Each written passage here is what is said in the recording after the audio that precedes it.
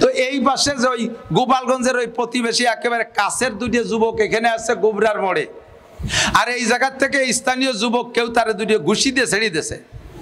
ঘন্টা 2 পরে ওই যুবক যদি সেই এলাকায় যায়, ওরা ধরে চুমো দেবে না? ফুলির মালা 2 ঘুষিতে 200 ঘুষি পয়দা হয়ে যাবে, কতক্ষণ ঠিক না? এটা আমাদের স্বভাব।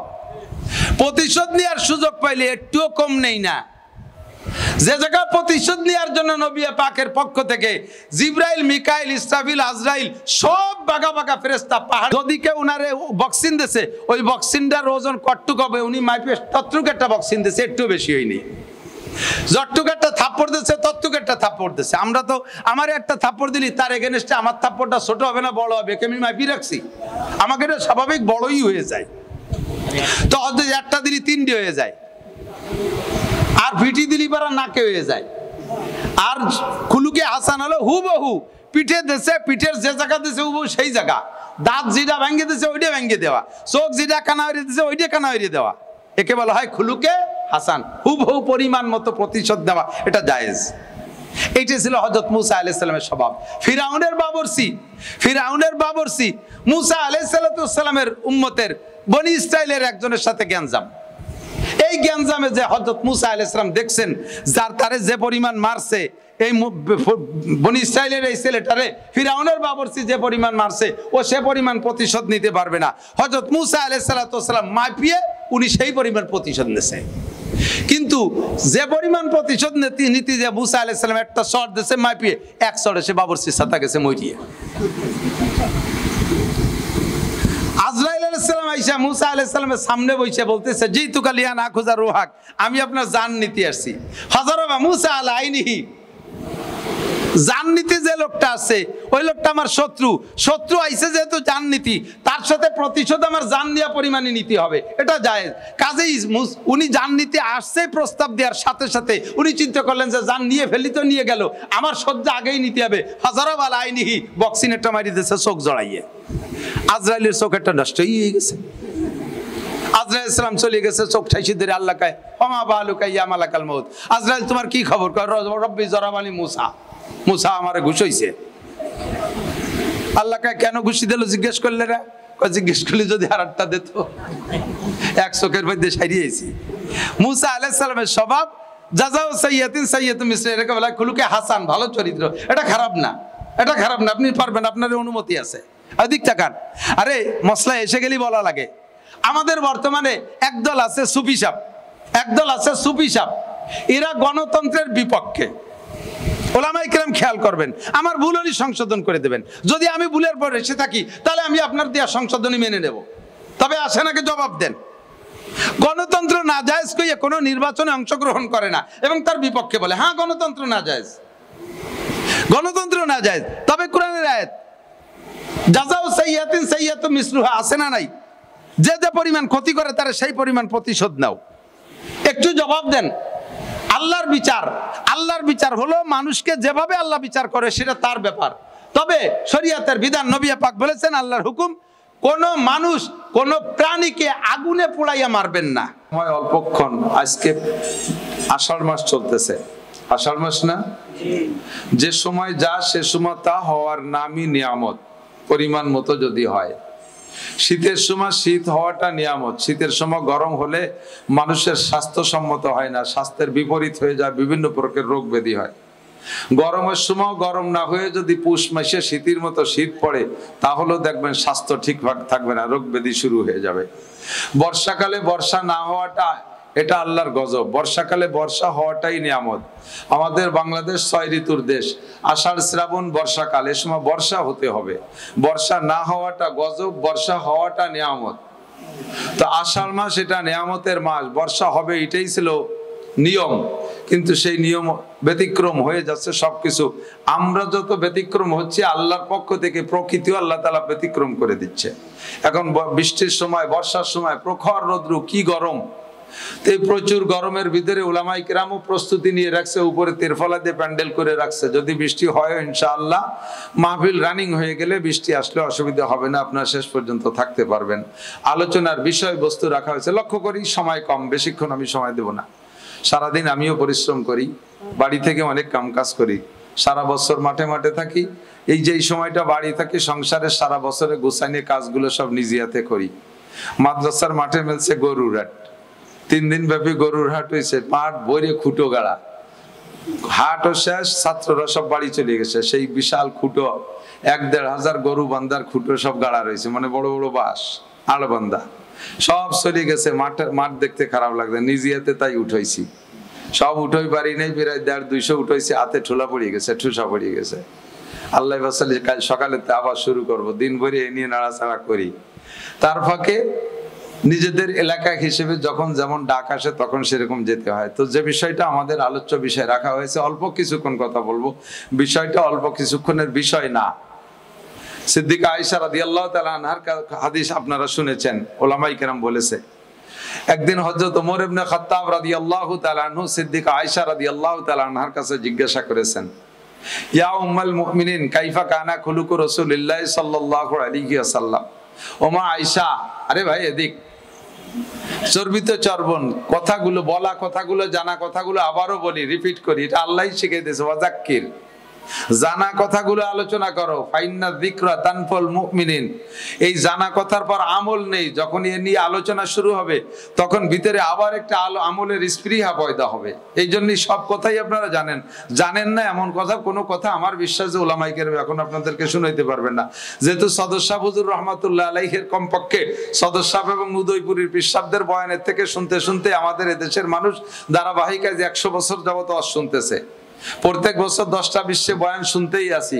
ওলামায়ে কিরাম যা কোরআন হাদিস থেকে জানে তা আপনাদেরকে জানাতে জানাতে সবাই আলেম বানায় ফেলাই দিয়েছে। এই জন্য আপনাদের নতুন কিছু শোনানোর মতো না, ওই জানা কথাগুলো আলোচনা করলে আমলের প্রতি স্পৃহা পয়দা হবে। এজন্যই সিদ্দিকা আয়েশা রাদিয়াল্লাহু তাআলা আনহার কাছে ওমর ইবনে খাত্তাব রাদিয়াল্লাহু তাআলা খলিফাতুল মুসলিমিন, তখন হুজুর নেই, আবু বকর নেই, প্রেসিডেন্ট হযরত ওমর। আর আমাদের দেশের প্রেসিডেন্ট বা অন্যান্য দেশের প্রেসিডেন্টের মতো সেই প্রেসিডেন্ট না।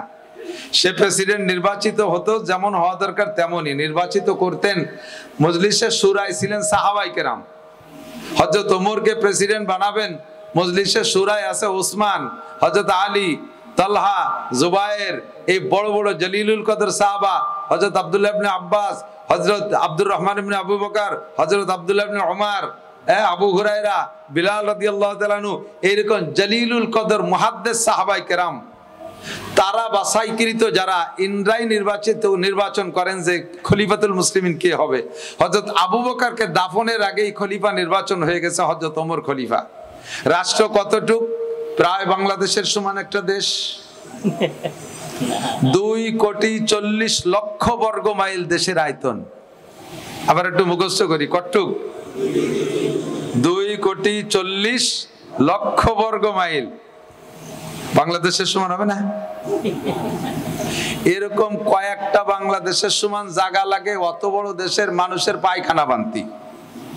কথা কন না কেন? এত বড় দেশের সমস্ত পায়খানা গুলোর জায়গা মাপিয়ে গুছাই এক জায়গা করেন, দেখবেন যে বাংলাদেশের চেয়ে বেশি হয়ে গেছে। তুই এত বড় দেশের প্রেসিডেন্ট, বড় বড় মুফতি মুহাদ্দিস আলেম উলামার উপরে তার মর্যাদা, জাহেল মূর্খ অশিক্ষিত টাকার প্রভাবে আর মদ গাঁজা বোতল খাওয়াইয়া ভোট কালেকশন করা রাজা না। রাতের অন্ধকারে বাড়ি বাড়ি যাইয়ে টাকা দিয়ে ভোট কিনে রাজা না। এ রাজাডারে বানাইছে যোগ্য মানুষ, সাহাবায়ে কেরাম, যাদের উদুলিয়াত সম্পর্কে, যেই সাহাবায়ে কেরামের ন্যায় নীতি সম্পর্কে নবী পাক নিজে স্বীকৃতি দিয়ে গেছেন। সমস্ত সাহাবায়ে কেরাম সম্পর্কে হুজুর বলেন, আসহাবি কুল্লুহুম উদুল, আসহাবি কুল্লুহুম উদুল, আমার সব সাহাবা ন্যায়ের উপরে প্রতিষ্ঠিত। একটু কন্যা সুবহানাল্লাহ। তো নবী আলাইহিস সালাম যেই ভোটারদেরকে ভোট দিয়ে তার সার্টিফাই করে দিয়ে গেছেন, এই সমস্ত ভোটার সাহাবারা নির্বাচিত করেছেন যেই ব্যক্তিকে, ওই লোকটা কি মূর্খ, অশিক্ষিত, বেআমল, সুদখোর, ঘুষখোর, দুর্নীতিবাজ, তরফদার? তরফদার বোঝেন না? গোষ্ঠী তরফদার না, তরফদার মানে পার্সিয়ালিটি করনেওয়ালা। নিজেকে গোষ্ঠী যা আছে বাড়ির ভিতরে সবাই বাংলাদেশ বলে পথ ভাগ করে দিয়ে আর বেটারা মুখোশরে ঘুরিয়ে বেড়াবে, এর নাম হলো তরফদারি। এর নাম কি? তরফদারি। আমার যে জিহান আছে তারাই সেই জায়গাটা পথ দিতে হবে, এর নাম হলো তরফদারি। হযরত ওমর কে তরফদার? কথা কন না কে? ভয় পাচ্ছেন নাকি? ওমর তরফদার? এই ওমর এত বড় আলেম। দেখেন এই যে ইরানের প্রেসিডেন্ট আব্দুর কি বলে ইব্রাহিম রাইসি মারা গেছে। আর সর্বোচ্চ নেতা বর্তমানে খামিনি। এর আগে ছিল যিনি, তার নাম ছিল আয়াতুল্লাহ খমিনি। আমি বুঝতাম না, মনে করতাম যে যেই হয় তার নাম বুঝি খমিনি, ইদানিং বাক করে শুনতেছি। আগে যিনি ছিলেন আয়াতুল্লাহ খমিনি। আর তারপর এই ইরানিরা এত সন্তুষ্ট ছিল, হযরত মাওলানা আলী হাসান সাহেব কথা এসে গেলে একটু নাক হয়ে গেলে বাল ঠেকতেছে না। ইরাক আর ইরান যখন দীর্ঘকাল যুদ্ধ ছিল না, মুরব্বীরা জানেন, এই যুদ্ধ পশ্চিমেরা তো লাগায় রাখতে চায়। আর মধ্যপ্রাচ্যে যারা আছে মুসলিম কান্ট্রি, তারা পশ্চিমে 5-8টা গোলাম, তারাও মীমাংসা করার বুদ্ধি রাখে না। বাংলাদেশের সর্বোচ্চ উলামায়ে কেরামদের একটা টিম এই ইরাক আর ইরানের গ্যাঞ্জাম মীমাংসার জন্য গিয়েছিলেন। তৎকালীন নেতৃত্বে ছিলেন হাফেজি হুজুর রহমাতুল্লাহ আলাইহি, যশোরের আবুল হাসান যশোরী রহমাতুল্লাহ আলাইহি, আপনাদের জামাই শাইখুল হাদিস আল্লামা আজিজুল হক সাহেব রহমাতুল্লাহ আলাইহি, ফজলুল হক আমিনী, আহমদ শফি সাহেব রহিমাহুল্লাহ, সব এই বাছাইকৃত বড় বড় 28 জন গেছে। তার ভিতরে ইংলিশ জাননেওয়ালা মুতাকাল্লিম হিসেবে ইনিও রহমাতুল্লাহ হযরত মাওলানা আলী হাসান শাহ হুজুর রহমাতুল্লাহ ছিলেন। উনি তো ইংলিশ জানতেন। তো হুজুরের কাছ থেকে আমি যেটা শুনছি সেটা হুজুর বলেন যে ইরানিরা তাদের আয়াতুল্লাহ খমিনির সর্বকিছুর উপরে এত খুশি, যদিও শিয়া সেটা ভিন্ন কথা, এখন আর শিয়া সুন্নি ভাগ করার সময় নাই, আগে ফিলিস্তিনকে বিজয় করে নিয়ে আসি তারপরে শিয়া সুন্নি ভাগ করব। তো ওই সময় উনি বলেন প্রত্যেক নামাজের পরে তারা খমিনির পর এত সন্তুষ্ট, আরবিতে এবং ফার্সিতে 2 প্রকার দোয়া করত। তারা বলতো একসাথে বলে উঠতো, ইলাহি ইলাহি হাত্তা জুহুরিল মাহদি ইহফাজ লানাল খুমাইনি ইহফাজ লানাল খুমাইনি, খোদায়া খোদায়া তা ইমামে মাহদি রা এজাহার, খুমাইনি রা নেগাদার, খুমাইনি রা নেগাদার। আল্লাহ ইমাম মাহদি আসা পর্যন্ত আমাকে খমিনিরে হায়াত দাও। ইলাহি ইলাহি হাত্তা জুহুরিল মাহদি, হে আল্লাহ যতদিন ইমাম মাহদি না আসবে ইহফাজ লানাল খুমাইনি, আমাদের খমিনিরে তুমি হেফাজত করো। এই আরবি ফার্সি দুটোরই একই তরজমা। বহুত বড় আলেমও ছিলেন, বহুত বড় আলেম ছিলেন।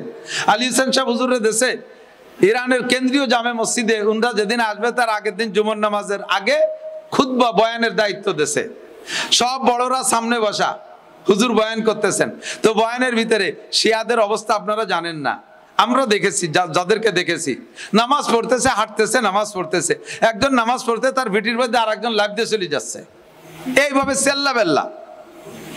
এই অবস্থা দেখা 28 জন 1 মাস পর্যন্ত সফর করছে, একবার ইরাক একবার ইরান, একবার ইরাক একবার ইরান যাতায়াত।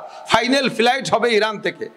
তো যেদিন যে শনিবারে ফ্লাইট হবে, শুক্রবারে জুমার নামাজের সময় বয়ানের দায়িত্ব দিয়েছে ওনারে। তো উনি বয়ান করতে করতে, উনি তো মেজাজি মানুষ, ওনার বয়ান যারা শুনছেন তারা তো জানেন শক্ত মেজাজের মানুষ, ওই বয়ানের ভিতরে বলে ফেলাইছে খমিনি সামনে বলছে তোমাদের সবকিছু আমার ভালো লাগছে, অনেক কিছু ভালো লাগছে, তবে একটা জিনিস বড় খারাপ লাগছে, ইন্না সালাতাকুম কালাবিল কিরাত। আরবিতে বলে ফেলাইছে ইন্না সালাতাকুম কালাবিল কিরাত, তোমাদের নামাজ বান্দর খেলার মতো। বান্দরে যেমন লাফালাফি ভালাভালি বেড়ায়, তোমরা নামাজের মধ্যে একজন সিজদা দিচ্ছে তার ভিডির মধ্যে লাফ দিয়ে চলে যাও, একজন নামাজে আসছে সামনে দিয়ে এটি চলে যাও, এটা কি? এটা খমিনির মাইন্ডে লাগছে খুব, যে আমাদের নামাজকে বান্দর খেলার মতো বললো। শনিবারে ফ্লাইট ক্যান্সেল করে দিয়ে ওনাকে ফরমান জারি করছে মৌলানা, আমাদের নামাজ বান্দর খেলার মতো, এটা কোরআন হাদিসের দলিল দিয়ে প্রমাণ করবেন, যদি প্রমাণ না করতে পারবেন তাহলে আপনাদের ফ্লাইট ক্যান্সেল। আর সে যে মানুষ মতের খেলাফ হলেই জবই দিয়ে দেয়, মতের খেলাফ হইলেই জবই দিয়ে দেয়, যত বড় যেই হোক না কেন, একটু পরোয়া করে না। আমেরিকার সাথে সেই থেকে মোকাবেলা করে আসতেছে, আমেরিকারে 5 পয়সা ভ্যালু দেয় না, এখনো পর্যন্ত দেয় না ইরানিরা। বিশ্বের সব মধ্যপ্রাচ্যের সমস্ত রাজা বাচ্চারা, সব বড়ি মিয়ারা আমেরিকার 5 আটা, ইরান কিন্তু তার জায়গায় ঠিক আছে। কথা বলেন ঠিক ঠিক না? একেবারে মজবুত বিটামাংসির মতো দাঁড়িয়ে আছে, ও কেউ রে ভয় পায় না খমিনি। এখন কালকে জবাব দিতে হবে আমাদের নামাজ বান্দর খেলার মতো কেন, এই প্রশ্ন করে পাঠাইছে, সাংবাদিক পাঠাই দিয়েছে। এখন মন্ত্রীর মাধ্যমে প্রস্তাব আসছে। এখন শাইখুল হাদিস সাহেব যারা গেছে 1 মাস পর্যন্ত দৌড়ি করে কালকে ফ্লাইট।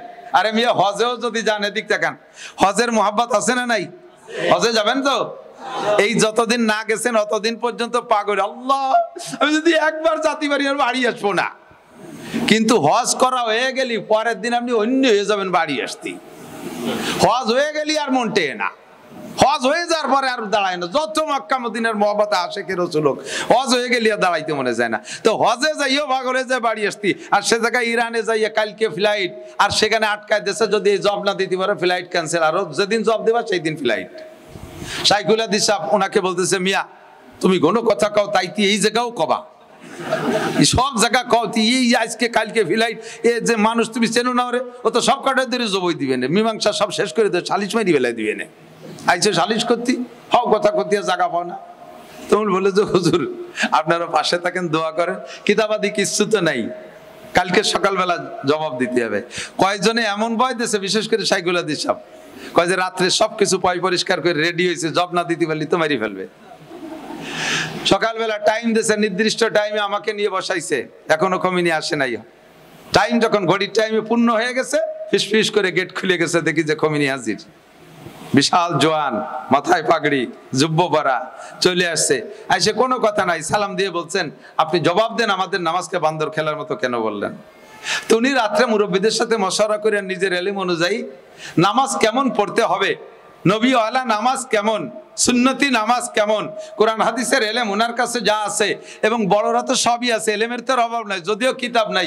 আবুল হাসান শাহ হুজুর, মুহাদ্দিস শাহ হুজুর, শাইখুল হাদিস সাহেব, ফজলুল্লাহ কামিনী, আহমদ শফি সাহেব, হাফেজ হুজুর, উস্তাদরা রয়েছে, এলেমের অভাব নাই। সকলের কাছ থেকে হাদিস সংগ্রহ করে নিয়ে উনি পেশ করে দিলেন যে ক্বালা রাসূল, নবী পাক সাল্লাল্লাহু আলাইহি ওয়াসাল্লাম বলেছেন, যদি কোনো ব্যক্তি নামাজে দাঁড়ায়, তার সামনে দিয়ে তুমি যত জরুরত হোক, কম 40 বছরও যদি হয়, তবু তার সামনে অতিক্রম করবে না।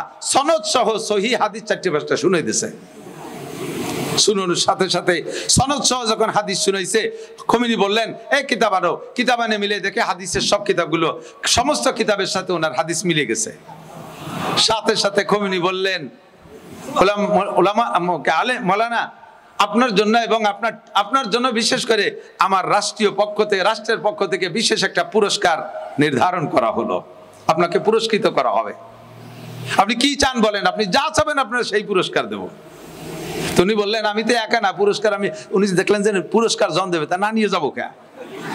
তা আমি তো একা না, আমরা তো এত কয়জন, আমাদের দিলে সবাই রে দিতে, হ্যাঁ সবাই রে। তো উনি বললেন যে আমার এই কিতাবের প্রয়োজন, এই কিতাবগুলো দেবেন। উনি সেই আমলে প্রায় 1 থেকে 1.5 লক্ষ টাকার কিতাবের লিস্ট দিয়েছে। সেই হারে সবাইরে, সেই 28 জনের সবাইরে কিতাব দিয়ে দিয়েছে, এবং অনেক অনেক হাদিয়া তোফা আরো আনুষঙ্গিক অনেক কিছু দিয়ে তারপরে পাঠাইছেন। যে কথাটা বলতে যে লম্বা হয়ে গেলে কথা, তো এই যে এলমি ইস্তেদাদ, এলমি যোগ্যতা রাজার ভিতরে, বাদশার ভিতরে থাকতে হবে, এরকম যোগ্য আলেম ছিলেন। বর্তমান যিনি আছে তিনিও মোটামুটি, কিন্তু ইনি এন্তেকালে পরে কে হবে তাই নিয়ে ইরানের ভিতরে দ্বিধাদ্বন্দ্ব চলছে, এই মাপের যোগ্য মানুষ নেই। তো সাহাবায়ে কেরামরা যেই লোকটারে প্রেসিডেন্ট নির্বাচন করছে, ওই লোকটা কি খমিনির চেয়ে ছোট না বড়? ওই লোকটা বর্তমান খামিনির চাইতে ছোট না বড়? বহুতের চাইতে বড়, বলকে বহুত বড়। खुद न थे जो राह पर गए रू के हादी बन गए, खुद न थे जो राह पर गए रू के हादी बन गए, क्या नजर थी जिसने मुर्दू को मसीहा कर दिया। নিজেই ছিলেন গুমরাহ, কেমন গুমরাহর গুমরাহ, বিশ্ব নবী মুহাম্মদ রাসূলুল্লাহ সাল্লাল্লাহু আলাইহি সাল্লামের কল্লা কাইটা নিয়া আবু জাহেলের হাতে দিয়া 100 উট পুরস্কার নেবে, কেইসা ধামলার দামলা ছিলেন। আর আল্লাহ তাআলা সেই মানুষটারে পাল্টাইয়া সারা পৃথিবীর জন্য, শুধু মুসলমানদের জন্য নয়, হযরত ওমর ইবনে খাত্তাবের খেলাফত, হযরত ওমর ইবনে খাত্তাব রাদিয়াল্লাহু তাআলা রাষ্ট্র পরিচালনা পদ্ধতিটা, এরা সারা পৃথিবীর মুসলমান সমস্ত রাষ্ট্রপ্রধানের জন্য একটা মডেলে পরিণত হয়ে গেছে, ঠিক কি না? তাহলে এই লোকটার কি এলেমের অভাব আছে বলে মনে হয়? এবং প্রথম সিরিয়ালে যারা ইসলাম গ্রহণ করছে তার ভিতরে 39তম অথবা 40তম, মক্কায় থাকতে মক্কি সাহাবী। এই লোকটার এলেমের অভাব নাই। সিদ্দিকা আয়েশা রাদিয়াল্লাহু তাআলা আনহার বয়স যখন 18, তখন সিদ্দিকা আয়েশা বিধবা হয়েছেন। আর নবী আলাইহিস সালামের নবুয়তি পার প্রথম বছরই হযরত ওমর মুসলমান হয়েছেন। তাহলে হযরত ওমরের ইসলামের বয়স যখন 23, সেই সময় হুজুর ইন্তেকাল করেছেন, আর ওই সময় আয়েশার বয়স 18।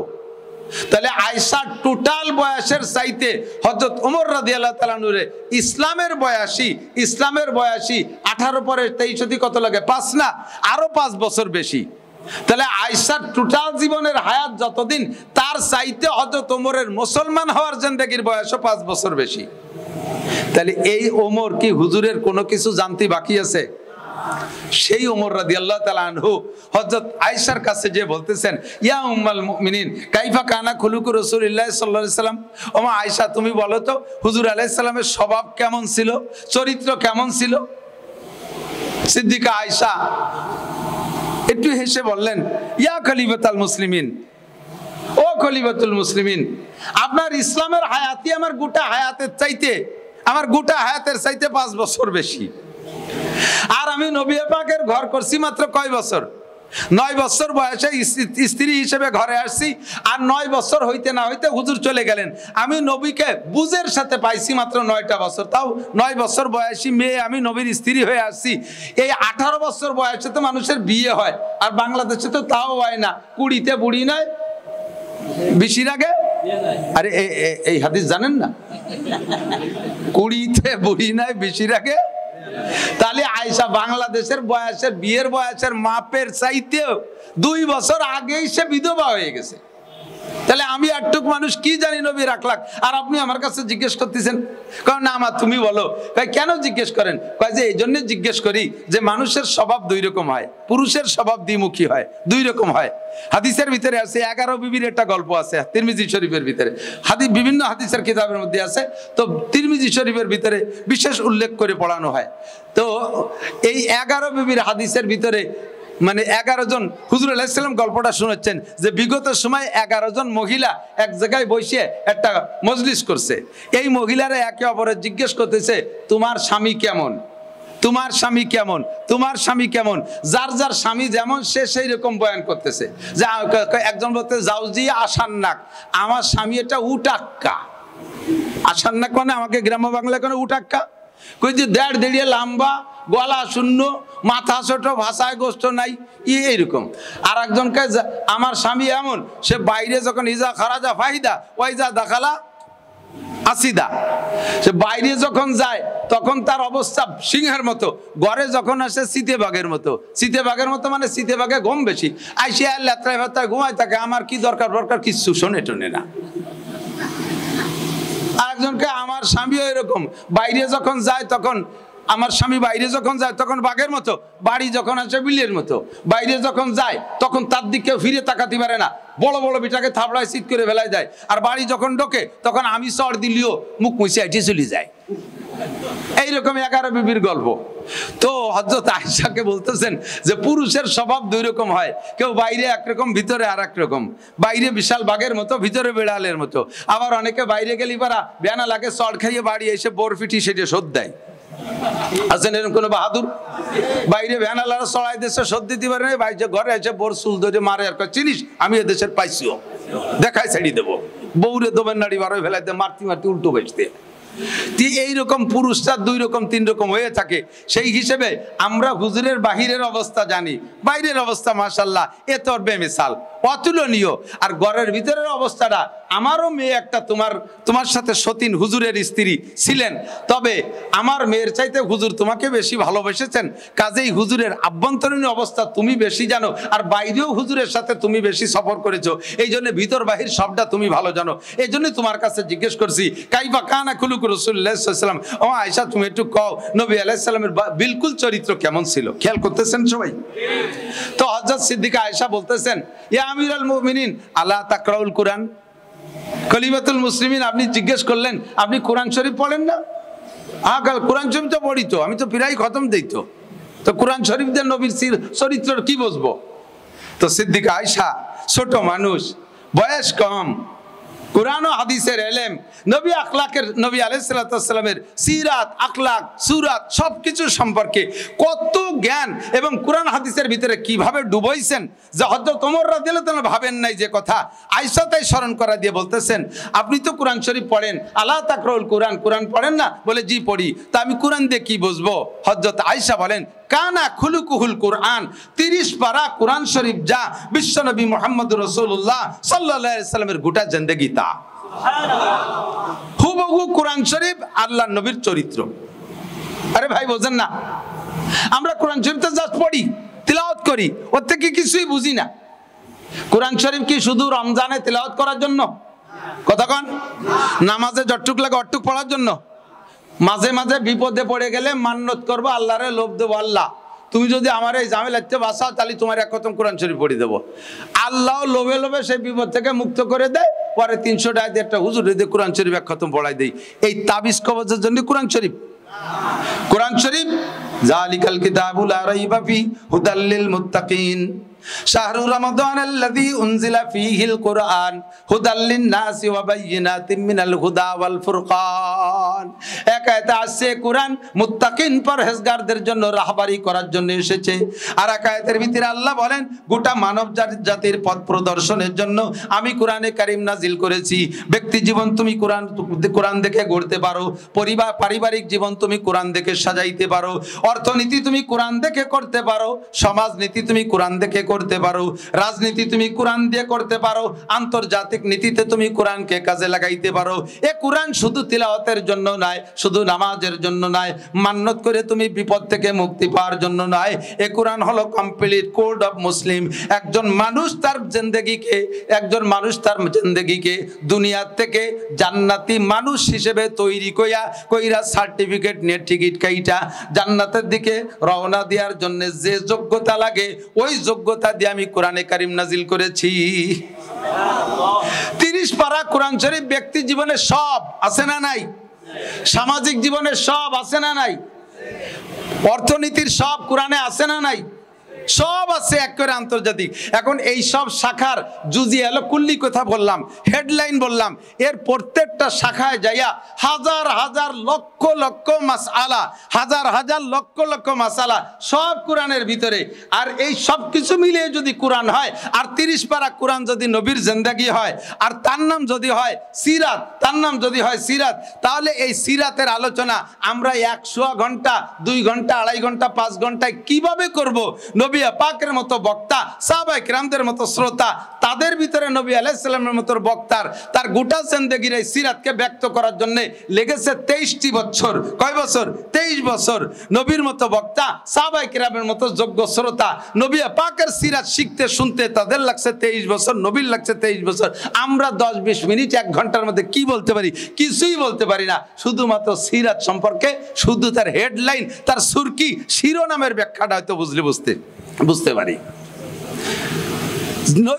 মানব জীবনের এদিক লক্ষ্য করি, সময় কম যেহেতু এদিক আর বাড়ছি না। মানব জীবনকে কয়েক ভাগে ভাগ করা যায়, খেয়াল করি, কয়েক ভাগে ভাগ করে। একটা হলো বেলাদাত, একটু বোঝার জন্য বলছি, সব কথাই শুনবেন, খেয়াল করবেন, নিয়ে যাওয়ার মতো যেটা হবে সেটা নিয়ে যাবেন। আপনার জানা অনেক কথা আমি বলে ফেলাইছি, ওইটা আপনার ভালো লাগে নেই, ফাঁকে ফাঁকে দুনিয়াটা যদি অজানা থাকে ওইটা আপনি নেওয়ার জন্য এই জানা কথাগুলোর ভিতরে ওত পাইতে বসে থাকবেন, যেগুলো জানি এটা জানি, কোনটা না জানা কয় সেইটা ধরবো। কাজে ওই ফাঁকে যদি বেখেয়াল হয়ে যান, সেই অজানাটা ছুটে যাবে, গড়ে আপনারা কেউ খালি যেতে বাড়ি যেতে হবে। এই জন্য সব কথা খেয়াল করতে হবে। মানব জীবনের কয়েকটা ধাপ। শুরু হলো বেলাদাত। 1 নম্বরে বেলাদাত। বেলাদাত মানে জন্ম, বেলাদাত মানে জন্ম। 2 নম্বরে আখলাক, 2 নম্বরে আখলাক। জন্মসূত্রে যে স্বভাবটা নিয়ে মানুষের জন্ম নেয় এর নাম আখলাক। খিলকাত মানে জন্ম, খিলকাত মানে জন্ম। আর জন্মের সাথে একটা যেই চরিত্র আর স্বভাব নিয়ে জন্ম নেয় একে বলা হয় আখলাক। এই ছেলেরা মনে রাখবা। 3 নম্বরে সিরাত। সিরাত বলা হয় শিক্ষা যোগ্যতার মাধ্যমে, লেখাপড়ার মাধ্যমে, শিক্ষা যোগ্যতার মাধ্যমে চরিত্রের পূর্ব অবস্থানকে পরিবর্তন করে আরো উন্নততর করার নাম হলো সিরাত। আরো উন্নততর করার নাম সিরাত। তো প্রত্যেকটা মানুষের একটা বিলাদাত আছে, এটা জন্ম। এই জন্ম বৃত্তান্ত কিস্সার নাম হলো মিলাদ। জন্ম বৃত্তান্ত কিস্সার নাম মিলাদ। তো আমার নবী পাকের জন্ম বৃত্তান্ত কিস্সা আলোচনা করার নাম মিলাদ। আমাদের দেশে প্রচলিত যে মিলাদ আছে আলেম ওলামাদেরকে ডাইকে দোকানপাটে বসাইয়া নতুন ঘর বানাইলা, প্রতিষ্ঠান একটা বানাইয়া, বাস টাস কিনলে তার ভিতরে নিয়ে হুজুররা একটু সূরা কিরাত পড়িয়ে টড়িয়ে একটু দোয়া দুরূদ শরীফ কয়েকবার পড়ে মোনাজাত করে দেয়। হুজুর আলাইহিস সালামের জন্ম বৃত্তান্ত সম্পর্কে কোনো আলোচনা নাই। এই মিলাদ সেই মিলাদের কিচ্ছুই আলোচনা হয় নাই, অথচ এইটা আমাদের দেশে প্রথা বনে গেছে। এখন আল্লাহর রহমতে আস্তে আস্তে তা উঠিয়েও চলে গেছে। নবী আলাইহিস সালাম যে কোনো অংশ নিয়ে মহাব্বতের সাথে আলোচনা করবেন, আল্লাহ তাআলা আপনাকে নেকি দিবে। নবী আলাইহিস সালামের মিলাদ নিয়ে আলোচনা করেন, জন্ম বৃত্তান্ত আলোচনা করেন, নেকি হবে মহাব্বতের সাথে আলোচনা করলে। তবে একটা বোঝার বিষয় হলো যে আমার নবী পাক সাল্লাল্লাহু আলাইহি ওয়াসাল্লামের জন্ম বৃত্তান্ত কিসসা আলোচনা করে ওই রকম জন্ম বৃত্তান্ত জন্ম অনুযায়ী আর জন্ম আমি নিতে পারবো না, ওইরকম একটা সন্তান আমি জন্ম দিতে পারবো না, জগতে ওইরকম সন্তান আর হবে না। শুধু মহাব্বতের সাথে আলোচনা করা ছাড়া ওখান থেকে আমার আর কোনো নগদ ফায়দা নাই। কথা বলেন ঠিক কি ঠিক না? আমি যত আলোচনা করি ওইরকম একটা সন্তানকে আমি জন্ম দিতে পারবো? আমি নিজেকে আর একবার ওইরকম হয়ে আসতে পারবো না। এটা জাস্ট আলোচনার ভিতরে শেষ। 2 নম্বর আখলাক। খিলকাত মানে জন্ম। তো খিলকাত জন্মসূত্রে যে স্বভাব পায় একে বলা হয় আখলাক। এইটা শুধু মানুষ না, প্রত্যেকটা প্রাণীর মধ্যে থাকে। দেখেন মুরগির বাচ্চা ডিমির থেকে বেরোইয়া, মুরগির বাচ্চা ডিমির থেকে বেরোইয়া 1, 2, 3 মাস পর্যন্ত দুধ খায় না খুদ খায়? কথা কয় না? দুধ খায়, খুদ খায়। ওই ডিমির থেকে বের হয়েই খুদ খাতে হবে। খুদ খাওয়ার যে নিয়ম ওইটি ওরে শিখিয়ে দিল কিনা? বলবেন যে ওর মা সাথে থাকে, গ্রাম্য মুরগি ওর মা সাথে, তো গ্রাম্য পাবলিক মুরগির মা সাথে থেকে তারে খুদ খাওয়া শিখিয়ে দেয়। পোল্ট্রি মুরগির মা কিনা? ওর ডিমিতে হুটার পর ওরে খুদ খাওয়া শিখে এলো কিনা? এটা হলো খিলকাত, এটা জন্মসূত্রের স্বভাব, ঠিক না? ছাগলের বাচ্চা জন্মের পরে দুধ খায়। দুধ খাওয়ার ভিতরে তো খাইতে হলে খালি চাটলি হয়ে যায়, কিন্তু চাটার ফাঁকে ফাঁকে ছাগলের বাচ্চা গরুর বাচ্চা দেখবেন চাটার ফাঁকে ফাঁকে থনে মুখ দিয়ে ধাক্কা মারে না, গুঁতো দেয়। এই গুঁতো দিয়াটা শিয়ে লোকেরা চাটপি চাটপি যা খাইয়ে যা। গুঁতো দিলি পানায় পেটের মধ্যে দুধ আসে, এইটা আল্লাহ তাআলার জন্মসূত্রে শিক্ষা দিয়েছে। এটার নাম হলো আখলাক। এটার নাম কি? এরকম বলতে গেলে রাতভর বলা যাবে। প্রত্যেক প্রাণীর পার্সোনাল আখলাক আছে। তো মানুষেরও আখলাক আছে। যে জাতের মানুষ, যে এলাকার মানুষ, সেই এলাকার মানুষের সেই রকম আখলাক। তো সারা দুনিয়ার সমস্ত মানুষের আখলাকের ভিতরে আমার নবী পাক, আমার নবী, আপনার নবী, বিশ্ব নবী মুহাম্মদুর রাসূলুল্লাহ সাল্লাল্লাহু আলাইহি সাল্লামের জন্মসূত্রের যে আখলাকটা, এটাও সর্বশ্রেষ্ঠ আখলাক। এত ভালো আখলাকের সন্তান জগতে আর কখনো জন্ম নেয়নি। ঠিক কি ঠিক না? আল্লাহ পাক রব্বুল আলামিন এই জন্মসূত্রের আখলাকের প্রশংসা করে কুরআন শরীফে নিজেই বলেন, ওয়া ইন্নাকা লাআলা খুলুকিন আযীম। জন্মসূত্রে আপনার চরিত্র সর্বোত্তম চরিত্র। নবুয়তি পাওয়ার আগ পর্যন্ত, কুরআনি ইলম পাওয়ার আগ পর্যন্ত, জিবরিল আলাইহিস সালামের আগমনের আগ পর্যন্ত 40টা বছর নবী পাকের জিন্দেগীর 40টা বছর, বেশিরভাগ টাইম গেলে কি বলে 3 ভাগের 2 ভাগ টাইম চলে গেছে 40 বছর। এই 40 বছর কোনো কোরআন হাদিস পড়েন নাই, কোনো কিতাব পড়েন নাই, কোনো দুনিয়ার পণ্ডিতের কাছে লেখাপড়া শেখে নাই, কোনো স্কুল কলেজ মাদ্রাসায় পড়ে নাই। অথচ এই 40 বছরের চরিত্রের উপরে গোটা আরবের মানুষ, সারা আরবের মানুষ, কাফের মুশরিক সকলে মিলে প্রশংসা করছে কি করে নাই?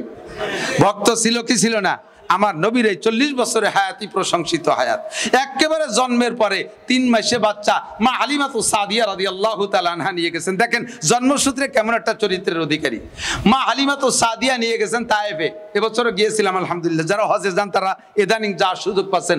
মাঝে 10, 15, 20 বছর পর্যন্ত তায়েফে যাওয়ার অনুমতি ছিল না, ইদানিং অনুমতি হয়েছে। তায়েফে যায় হাজী সাহেবরা। হালিমাতু সাদিয়ার বাড়ি দেখলাম সবকিছু যথেষ্ট দেখাইছে আল্লাহ। তো হালিমাতু সাদিয়া রাদিয়াল্লাহু তাআলা আনহা নবী পাক সাল্লাল্লাহু আলাইহি সাল্লামকে নিয়ে গেছেন। হুজুরের বয়স 3 মাস। 3 মাসে বাচ্চার ভিতরে কোনো বিচার বিশ্লেষণ বুদ্ধি কি থাকার কথা? কতক্ষণ থাকার কথা? নবী পাককে নিয়ে গেছেন। নবী পাক হালিমা সাদিয়ার দুধ পান করবেন টাকার বিনিময়ে।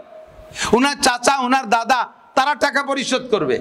হুজুর তো 3 মাসে বাচ্চা, টাকা দেবে না, পয়সা দেবে না, ফ্রি খাবো, এ বুদ্ধি তো হুজুরির নাই।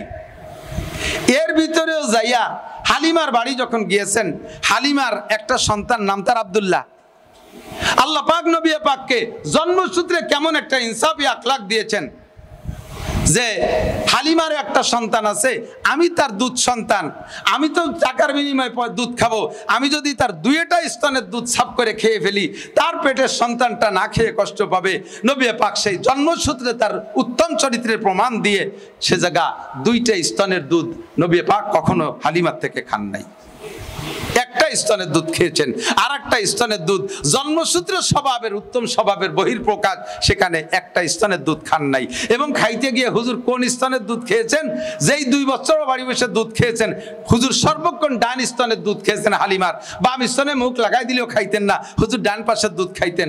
আবার এর দ্বারা অন্য ফতোয়া নিজে নিজে আবিষ্কার করবেন না, তাহলে মায়ের বাম স্তনের দুধ হারাম।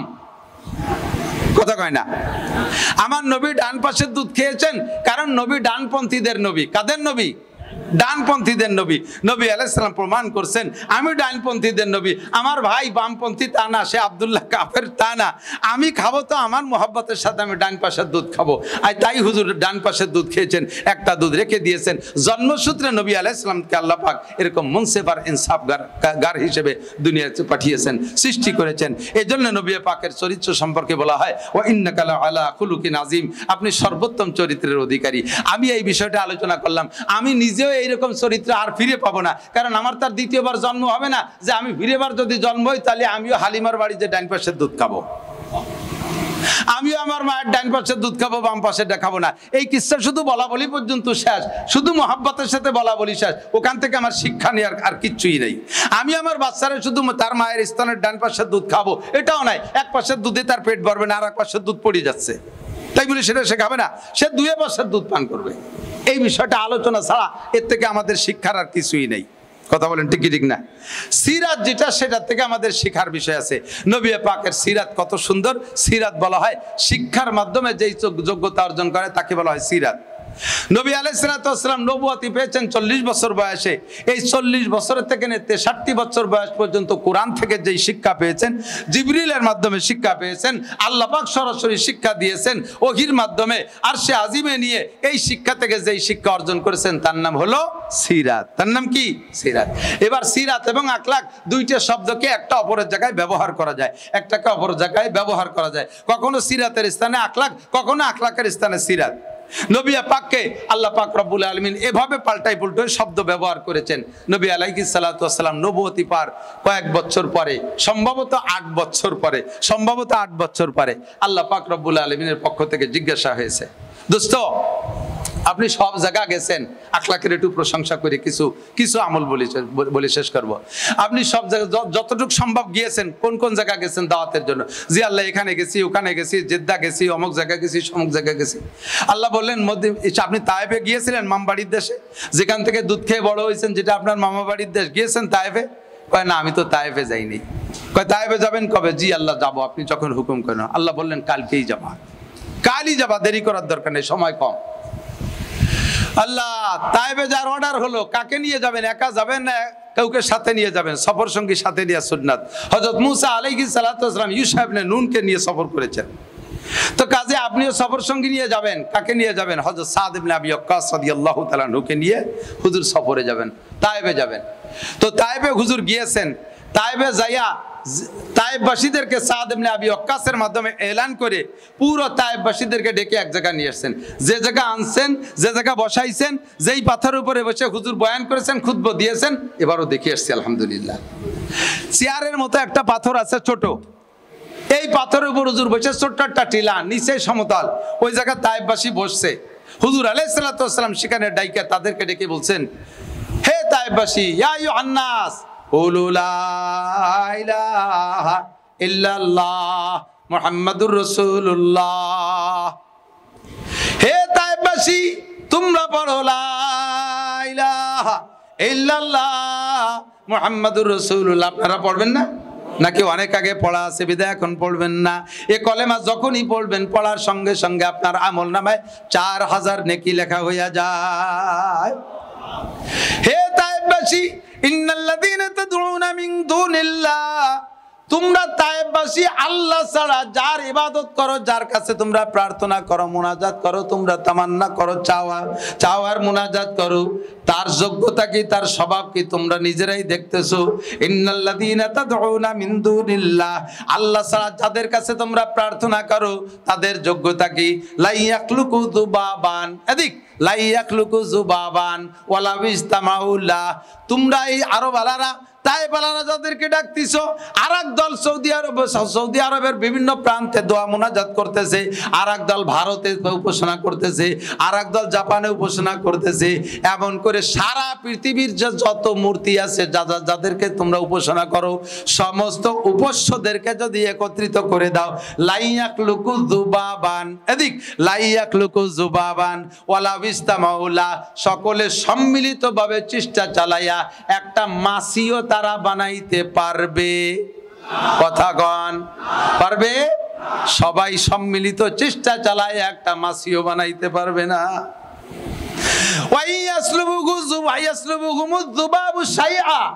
সবাই মিলে একটা মাছি তো বানাইতে পারবে না। তোমাদের উপাস্য লাত, হবল, মানাত, ওজ্জা, আরো যত দেব দেবী আছে সবাই সম্মিলিত চেষ্টা করে একটা মাছি বানাইতে তো পারবেই না। আরো দুর্বল কত দেখো, যদি মাছিতে তাদের সামনের খাবার কেড়ে নিয়ে যায়, তাদের কোনো অঙ্গ প্রত্যঙ্গ খুলেও নিয়ে যায়, তবুও মাছির কাছ থেকে কেড়ে রাখার যোগ্যতা তাদের। জোরে বলেন আছে। এবার আল্লাহ কয় যাওফাত তালিব ওয়াল মাতলুব, কাজেই তোমরা যারা চাইতেছো তারাও দুর্বল, যাদের কাছে চাইতেছো তারাও দুর্বল। এত অসহায়, এত দুর্বল, দুই দল এক জায়গা হয়েছে, তোমাদের মনের আশা পূরণ হবে না। আর সমস্ত আশা যদি পূরণ করতে হয়, এ সব দেবদেবীকে ছাইড়ে দিয়া কুলু লা ইলাহা ইল্লাল্লাহ, সবাই মিলে পড়ো লা ইলাহা ইল্লাল্লাহ মুহাম্মাদুর রাসূলুল্লাহ। তায়েফ আর মক্কা কিন্তু বেশি দূর না, মাত্র 100 কিলোমিটার দূর। নবী পাকের সুখ্যাতি আর প্রশংসা, এই 40 বছরের যোগ্যতার প্রশংসা সারা তায়েফেও পৌঁছে গিয়েছিল। আর তায়েফওয়ালাদের ভাগনা, সেই হিসেবে তারাও বড় গর্বিত ছিল। আমাদের একটা যোগ্য ভাগনা আল আমিন, বিশ্ব প্রশংসিত, এই ভাগ্নেটা আমাদের গর্বের বিষয়। সেই ভাগ্নে যখন গেছে, প্রথম সম্মান তাকে দিয়েছে, ভালোবাসাও তারে দিয়েছে, কিন্তু যখন কলেমার দাওয়াত দিয়েছে, এবার শুরু হয়ে গেল লড়াই। নেতৃস্থানীয় যারা, তারা বলে, এ ভাগ্নে, যে সম্মানে ছিলে সম্মানে থাকো, তুমি তোমার সম্মান নষ্ট করো না, তুমি তোমার ইজ্জত নষ্ট করো না, তোমার স্থান থেকে সরে যেও না, তোমাকে ভালোবাসি, ভালোবাসা তুমি নিতে থাকো, তুমি ফারদার আর এই বক্তব্য দিবা না। নবী পাক তো তাদের কথায় থেমে যাওয়া মানুষ না। হুজুর সুন্দর করে বোঝানোর চেষ্টা করেছেন। নবী পাকরে যখন থামাইতে না পারছে, এবার কয়, হে স্থানীয় যুবকরা, লাগ এই পাগল পোলাটারে তাড়া, এইটা পাগল হয়ে গেছে, ওইটা মাজনুন হয়ে গেছে, ওইটা দেওয়ানা হয়ে গেছে।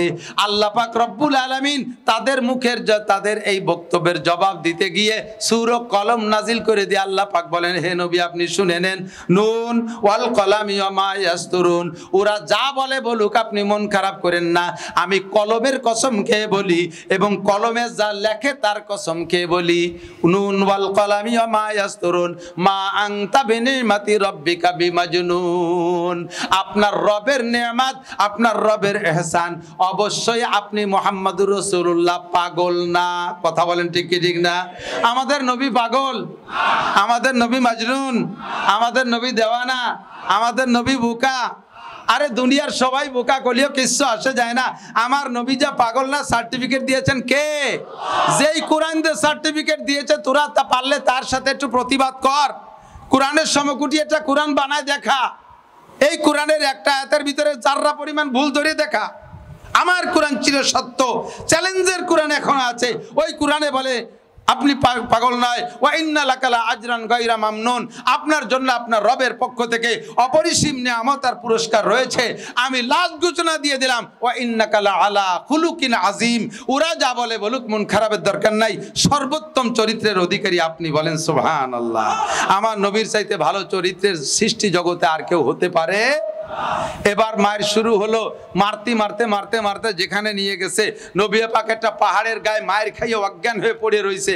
সচক্ষে দেখে আসছি, তারা যেভাবে বলে সেইভাবেই তো আমাদের জানাজানি। আর তারা যেভাবে বলে, পাহাড়ের গায়ে সাদা রং দিয়ে মুহাম্মদ শব্দ খোদার কুদরতি কায়দায় লেখা হয়ে গেছে। পাহাড়ের গায়ে মুহাম্মদ শব্দ মিমহা মিমদাল লেখা হয়ে গেছে। আরাবিয়ানরা বলে যে এই জায়গা নবী আলাইহিস সালাম এসে আশ্রয় নিয়েছিলেন। এই সময় যখন হুজুর বেহুশ আর অজ্ঞান, তখন জিবরিল আলাইহিস সালাম আসছে। তাইব তো পাহাড়ি এলাকা, খুব বড় বড় পাহাড়, কত উঁচু পাহাড়, যে পাহাড়ের মাঝখান দিয়ে মেঘ যায়, মেঘের উপরে পাহাড়ের বাকি অংশ, এত উঁচু পাহাড় সেই তাইবে। তো এই পাহাড়ের দায়িত্বশীল ফেরেশতা যারা সবাই এসে নবী পাককে প্রস্তাব দিয়েছেন। স্বয়ং বিশ্ব মস্তান, সারা দুনিয়ার সমস্ত মস্তানদেরকে ধুলাই দেয় যেই মস্তান, তার নাম হযরত আজরাইল আলাইহিস সালাতু ওয়াস সালাম, উনি এসে প্রস্তাব দিয়েছেন। সাগরের মোতায়েন করা ফেরেশতা তারা এসে প্রস্তাব দিয়েছে, হুজুর আপনি বলেন সাগরের পানি ঢালিয়ে দেয়, তায়েবদেরকে ডুবাই দেই। পাহাড়ের দায়িত্বশীল ফেরেশতারা বলে, হুজুর আপনি অর্ডার দেন, দুই পাহাড় এক জায়গা কইরা একেবারে মশলা বাটার মতো বেটে দেবো তায়েববাসীদেরকে। আপনার গায়ের রক্ত ঝরাইছে, আপনাকে এভাবে আহত করছে, ক্ষতি করছে, আমরা কিছু করে দেই। হুজুর জবাব দিলেন, ও ফেরেশতা, তোমরা যদি মেরে ফেলো এদেরকে, তাহলে আমি নবুয়তি করব কাদের মধ্যে? আরে ভাই এদিক তাকান, প্রতিশোধের এমন সুযোগ পেয়ে কে প্রতিশোধ না নিয়ে ছাড়বেন? আপনারা গুবরাওয়ালারা যদি ওই এপাশে কি বেদগ্রাম, এপাশে পাতালি টাতালি, বা ওই পাশে গোপালগঞ্জের কাছে, গোপালগঞ্জের যারা যত কাছে তারা তত বড় ক্যাডার, তারা তত বড় শক্তিশালী। তো এই পাশে যে ওই গোপালগঞ্জের ওই প্রতিবেশী একেবারে কাছের দুটি যুবক এখানে আছে গোবরার মোড়ে, আর এই জায়গার থেকে স্থানীয় যুবক কেউ তারা দুটি ঘুষি দিয়ে ছেড়ে দিয়েছে। ঘন্টা দুই পরে ওই যুবক যদি সেই এলাকায় যায়, ওরা ধরে চুমো দেবে না? ফুলির মালা, দুই ঘুষিতে 200 ঘুষি পয়দা হয়ে যাবে, কতক্ষণ ঠিক না? এটা আমাদের স্বভাব। প্রতিশোধ নেওয়ার সুযোগ পাইলে একটুও কম নেই না। যে জায়গা প্রতিশোধ নেওয়ার জন্য নবী পাকের পক্ষ থেকে জিবরাইল, মিকাইল, ইসরাফিল, আজরাইল সব বাগা বাগা ফেরেশতা, পাহাড়ের দায়িত্বশীল ফেরেশতারা প্রস্তুত নবীকে প্রস্তাব দিয়েছে। নবী পাক কয়, আমি তাকে মাফ করে দিছি, আমি তাদেরকে মাফ করে দিছি, তোমরা তাদেরকে মাইরো না।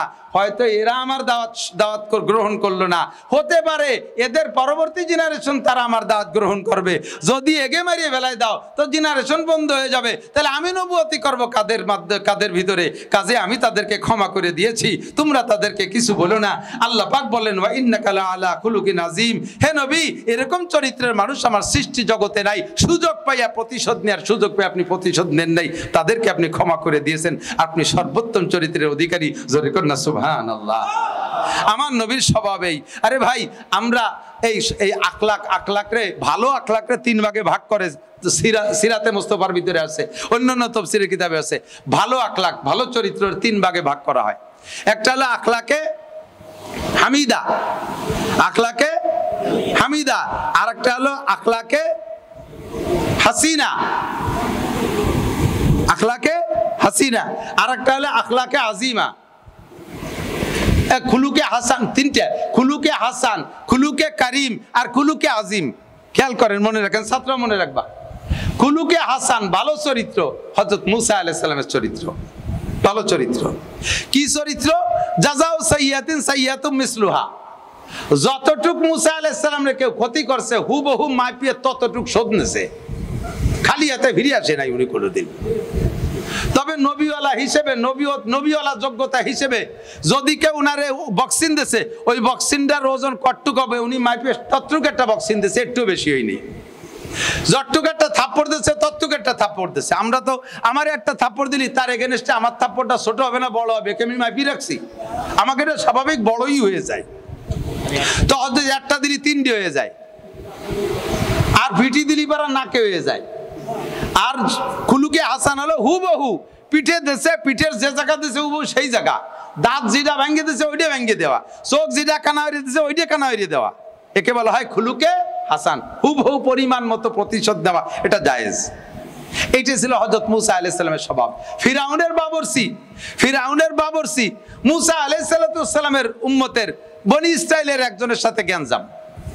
এই গ্যাঞ্জামে যে হযরত মুসা আলাইহিস সালাম দেখছেন যার তারে যে পরিমাণ মারছে, এই বনি ইসরাইলের এই ছেলেটারে ফিরাউনের বাবরচি যে পরিমাণ মারছে ও সে পরিমাণ প্রতিশোধ নিতে পারবে না। হযরত মুসা আলাইহিস সালাম মাপিয়ে উনি সেই পরিমাণ প্রতিশোধ নিয়েছে।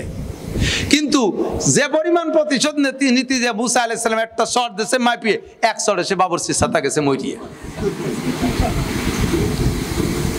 আজরাইল আলাইহিস সালাম আইসা মুসা আলাইহিস সালামের সামনে বসে বলতেছে, জি তুকালিয়া না খুজা রুহাক, আমি আপনার জান নিতে আসছি। হযরত মুসা আলাইহি, জান নিতে যে লোকটা আছে ওই লোকটা আমার শত্রু আইছে যেহেতু জান নীতি, তার সাথে প্রতিশোধ আমার জান নেওয়া পরিমাণে নিতে হবে, এটা জায়েজ। কাজেই উনি জান নিতে আসছে প্রস্তাব দেওয়ার সাথে সাথে উনি চিন্তা করলেন যে জান নিয়ে ফেলি তো নিয়ে গেল, আমার সহ্য আগেই নিতে হবে। হযরত আলাইহি বক্সিং একটা মারি দিয়েছে চোখ জড়াইয়ে, আজরাইলের চোখ একটা নষ্ট হয়ে গেছে।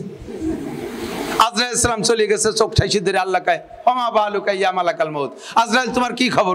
রব্বি জরাবানি মুসা আমারে ঘুষ হইছে। আল্লাহ কেন ঘুষি দিল জিজ্ঞেস করলে রা? জিজ্ঞেস করলে যদি আর একটা দিত, এক চোখের মধ্যে সারিয়েছি। মুসা আলাইহিস সালামের স্বভাব জাযাউ সাইয়্যাতিন সাইয়্যাতু মিসলি, এটাকে বলা খুলুকে হাসান, ভালো চরিত্র। এটা খারাপ না, এটা খারাপ না, আপনি পারবেন, আপনার অনুমতি আছে। অধিক টাকার আরে মশলা এসে গেলেই বলা লাগে। আমাদের বর্তমানে একদল আছে সুফি সাহেব, একদল আছে সুফি সাহেব, এরা গণতন্ত্রের বিপক্ষে। ওলামায়ে কেরাম খেয়াল করবেন, আমার ভুল হলে সংশোধন করে দেবেন। যদি আমি ভুলের পর এসে থাকি তাহলে আমি আপনার দেওয়া সংশোধনী মেনে নেব, তবে আসে নাকি জবাব দেন। গণতন্ত্র না জায়েজ কইয়ে কোনো নির্বাচনে অংশগ্রহণ করে না এবং তার বিপক্ষে বলে হ্যাঁ গণতন্ত্র না জায়েজ, গণতন্ত্র না জায়েজ। তবে কোরআনের আয়াত জাযাউ সাইয়্যাতিন সাইয়্যাতু মিসলুহা আছে না নাই? যে যে পরিমাণ ক্ষতি করে তারা সেই পরিমাণ প্রতিশোধ নাও। একটু জবাব দেন। আল্লাহর বিচার হলো মানুষকে যেভাবে আল্লাহ বিচার করে সেটা তার ব্যাপার। তবে শরীয়তের বিধান, নবী পাক বলেছেন আল্লাহর হুকুম, কোন মানুষ কোন প্রাণীকে আগুনে পোড়াইয়া মারবেন না। বুঝেন? কোন মানুষ কোন প্রাণীকে, মানুষ হোক আর কোন প্রাণী হোক, তারে আগুনে পোড়াইয়া মারা হারাম। কথা বোঝেন নাই? আগুনে পোড়ায় মারা কি? জীবিত প্রাণীকে আগুনে পোড়ায় মারা কি? হারাম। হারাম হারাম, এর মধ্যে কোনো সন্দেহ নাই, ঠিক না? আগুনে পোড়ায় মারা কি? ভালো করে বুঝিয়ে ফতোয়া দেন। আগুনে পোড়ায় মারা কি? নবী নিষেধ করছেন, আল্লাহ নিষেধ করছেন। আল্লাহর যে শাস্তি, আগুনে পোড়াবেন আল্লাহ। আল্লাহ কয় আমার বিচার তোমাদের হাতে নিও না, কাজেই মানুষকে তোমরা আগুনে পোড়ায় মারবা না। এবার আসেন, বোমা মারিয়ে মারা, গুলি করে মারা, এই বোমা আর গুলি, আগ্নেয়াস্ত্র যেগুলো মারামারি চলতেছে, এগুলো আগুন কিনা? কথা কন, এগুলো আগুন কিনা? ফিলিস্তিন গাজার মুসলমানরা যে বোমা মারতেছে ওটা আগুন কিনা? লেবাননের হেজবুল্লাহরা মারতেছে ওটা আগুন কিনা? তাহলে এই আগুন দিয়ে পোড়ায় মারা নিষেধ, মারতেছেন কে? এই আগুন দিয়ে পোড়ায় মারা নিষেধ, বোমা কেন মারতেছেন? জাযাউ সাইয়্যাতিন সাইয়্যাতু মিসলুহা, তারা বোমা মারছে আগুনের বোমা, তাই তার প্রতিশোধে আগুনে বোমা। বর্তমানে টিকে থাকতে হলে সারা দুনিয়া জুড়ে ক্ষমতা দখলের একমাত্র মিডিয়া গণতন্ত্র। এই গণতন্ত্রের মাধ্যমে তারা যাইয়া মসনদে বসে আমাদের চুল ধরে দাড়ি ধরে ঘুরবে, কাজেই আমিও তার প্রতিশোধ নেব গণতন্ত্রের মাধ্যমে। বিকল্প আর কোনো ব্যবস্থা নাই। কথা বলেন ঠিক না? যদি এখানে বোমা মারিয়ে মারা জায়েজ হয় তাহলে গণতন্ত্র জায়েজ। খালি এক জায়গা গণতন্ত্রের মধ্যে মাথা ঢুকাই দিয়ে বসে থাকবেন যে সাহাবায়ে কেরাম গণতন্ত্র করে নাই, আমাদের গণতন্ত্র জায়েজ নাই। তাহলে সাহাবায়ে কেরাম বোমাই দিয়ে মারে নাই, আগুন দিয়ে পোড়ায় মারে নাই, তোমরা মারো কে? তরবারি নিয়ে যাও, কামারের সামনে কেড়াল নিয়ে যাও, ভালো গুলির উড়ে দিবে না। জিহাদের জন্য শত্রুরা যেভাবে আসবে তার মোকাবেলাও করতে হবে সেই জাতীয় অস্ত্র নিয়ে। আল্লাহ পাক নিজেই শিখিয়ে দিয়েছেন ওয়াইদু লাহুম মাসতাতাতু মিন কুওয়া, তোমার শক্তি অনুযায়ী কাফেরদের মোকাবেলা করতে যেভাবে শক্তি সঞ্চারের দরকার তাই করো। ওয়াইদু লাহুম, প্রস্তুতি নাও। তারা কামান নিয়ে আইছে, কামান লিখতেও কোয়া লাগে, আর তোমার হাতে আছে খেলনাড়া কেড়াইল লিখতেও কোয়া লাগে। কতে মিলে যাও কামারের সামনে কেড়াইল নিয়ে যুদ্ধ করতে। কামানের সামনে কেড়াইল নিয়ে যুদ্ধ করতে যাইয়া জিহাদের নাম নিয়ে লাফালাফি করে যদি কেউ মরো, সেটা শহীদ হবে না, সেটা আত্মহত্যার গুনাহ হবে। তুই যাইস কেন কামানের সামনে কেড়াইল নিয়ে? কামানের সামনে কেড়াইল নিয়ে যাইস কে? একাটি শলা আর একান স্যান্ডেল নিয়ে আসো, হাও কথা যত। একাটি শলা আর একান স্যান্ডেল নিয়ে আসো জিহাদ করতে। এই জায়গায় যে কটা মারবে ওর একটাও শহীদ হবে না। একটাও শহীদ হবে না, আত্মহত্যার গুণ হবে। যাই সে জায়গা কামানের সামনে কেড়াল নিয়ে যা, দেখ মার খাইছে, মার খাওয়ার পরে দীর্ঘদিন মার খাওয়ার পরে দেখ ইরান আলারা প্রস্তুতি নেছে, সেই গাজা আলারা মাটির তলে থাকিয়া অস্ত্র বানানো শিখছে, লেবানন আলারা শিখছে, এখন আমেরিকার সাথে টক্কর দিতে পারতেছে। ওরা ওই জায়গা যুদ্ধে দৈনন্দিন জয় হচ্ছে, দৈনন্দিন তারা কাফের মারতেছে, তোমরা ঘরে বসে খুশি হচ্ছো। খুশিটুকু হওয়ার আগে লাগছে কি, সে তা তো সেই বিটারা তৈরি করছে, আর তোমরা সব স্যান্ডেল আর সেয়া স্যান্ডেল নিয়ে আর সলা নিয়ে রেডি হচ্ছ, মাঠে খালি স্লোগান দিয়ে লাফালাফি করতে পারো। কথা এসে গেছে বললাম, যে যেখানে যেমন তার প্রতিশোধ সেভাবে নিতে হবে। কথা বলেন ঠিক ঠিক না? এই জন্য যুদ্ধের জন্য অস্ত্র তৈরি করা, যুদ্ধের জন্য অস্ত্র তৈরি করা। বাংলাদেশ সরকার রেডি হোক, বাংলাদেশ সরকার ড্রোন বানাক, তারা অস্ত্র বানাক, আমাদের থেকে আরো ট্যাক্স নিক, আমাদের থেকে আরো পয়সা নিক, বলে নিক যেটা অস্ত্র বানানোর জন্য নিচ্ছি, আমার জীবনের অর্জনের অর্ধেক দিয়ে দেবো মাননীয় প্রধানমন্ত্রীকে অস্ত্র বানানোর জন্য। অস্ত্র মহাশক্তি, তারা বানাইয়া আমাদের দেশের সম্পত্তি সব লুটে পুটে খেয়ে যাচ্ছে, আর আমরা চুপ করে বসে রয়েছি। আরে আমার নবী তো শুধু সুবহানাল্লাহ পড়িয়ে দাওয়াত দেয় নাই, আমার নবী শুধু সুবহানাল্লাহ আলহামদুলিল্লাহ পড়িয়ে নবুয়তি করেন নাই, আমার নবী খালি মিলাদ পড়িয়ে নবুয়তি করেন নাই, আমার নবী যুদ্ধ করছে কি করে নাই? তৎকালীন প্রেসিডেন্ট, দুই পাকিস্তানের প্রেসিডেন্ট আইয়ুব খান, তাই না? মাশরিকি আর মাগরিবি পাকিস্তান কে president field marshal Ayub Khan. আমি একজন সেনাবাহিনীর অফিসারের কাছে জিজ্ঞেস করছি, আরে ভাই আমার তো জানা মতে সেনাবাহিনীর র্যাঙ্ক সম্পর্কে আমি যা জানি মেজর জেনারেল, এ বাংলাদেশের সর্বোচ্চ পদ মেজর জেনারেল, তাই ফিল্ড মার্শাল হয় কবে? তো উনি বললেন বড় তিনটে যুদ্ধ, দেশে দেশে যুদ্ধ, বড় তিনটে যুদ্ধর পরিচালনা, তিনটে যুদ্ধ পরিচালনা করে যেই সেনা প্রধান, আর সেখান থেকে বিজয়ী লাভ করে, তখন তিনটে যুদ্ধে বিজয় লাভ করতে পারলে ওই সেনা প্রধানদের জাতিসংঘ থেকে একটা পদক দেয়, তার নাম ফিল্ড মার্শাল। তার নাম কি?